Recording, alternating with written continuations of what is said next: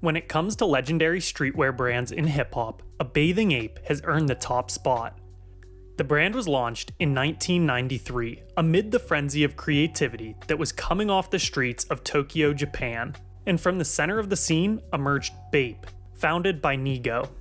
The scene gave birth to a ton of notable fashion labels, but Bape's impact arguably traveled the furthest within Western pop culture.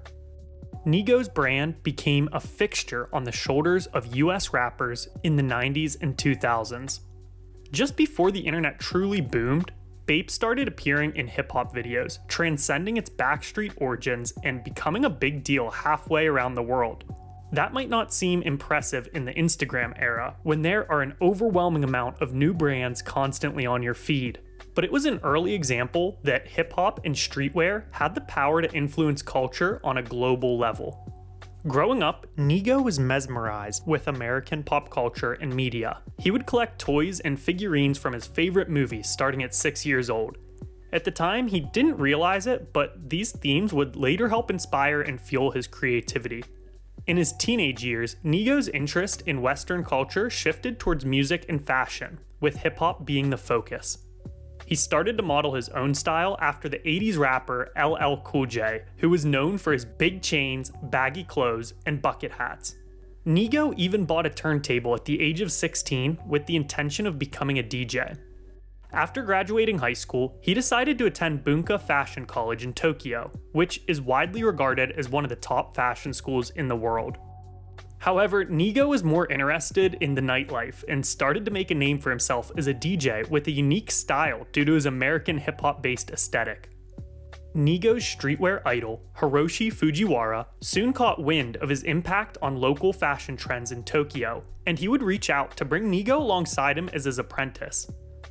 Years later, in 1993, Nigo would open a fashion boutique store called Nowhere with Jun Takahashi, who had been enrolled in Bunka Fashion College at the same time as him. Jun had his own brand, Undercover, that was being sold at their store, and shortly after, Nigo would then start selling his own brand there as well, after a friend and designer, Scathing, who shared Nigo's love for American culture, finished a 5-hour Planet of the Apes bender, then rushed to Nigo to give him an idea. He shared that Nigo could start an entire streetwear brand inspired by the movie franchise. Nigo decided to run with the idea and came up with the name A Bathing Ape, which is not only a nod to the film, but it's also a reference of a Japanese expression, a bathing ape in lukewarm water, which is used to reference young people who have a lavish lifestyle. The brand name is technically A Bathing Ape, but was then abbreviated to Bape, which is how it's most commonly referred to today. The iconic ape-head logo was then created and would take off in Tokyo's street fashion scene. Now, let's talk about how Bape would make its way into the American hip-hop scene. The first time that the brand had been introduced into hip-hop was through no other than New York legend Biggie Smalls in 1994 during a photo shoot. As you can see in this picture, Biggie is wearing a camo Bape jacket. It's hard to say how he got his hands on the jacket or if it was even his, as there are some claims that it was a jacket brought specifically for the shoot by the photographer. While this is very impressive on its own, it wasn't until the early 2000s that Bape would start to really become a staple of hip-hop. Pharrell connected with Nigo while on a trip to Tokyo after Nigo had reached out to offer his recording studio to Pharrell while he was visiting. When Pharrell was returning to the United States, Nigo encouraged him to take as much Bape as he could carry free of charge. So he returned home head to toe wearing Bape, with his suitcase also stuffed.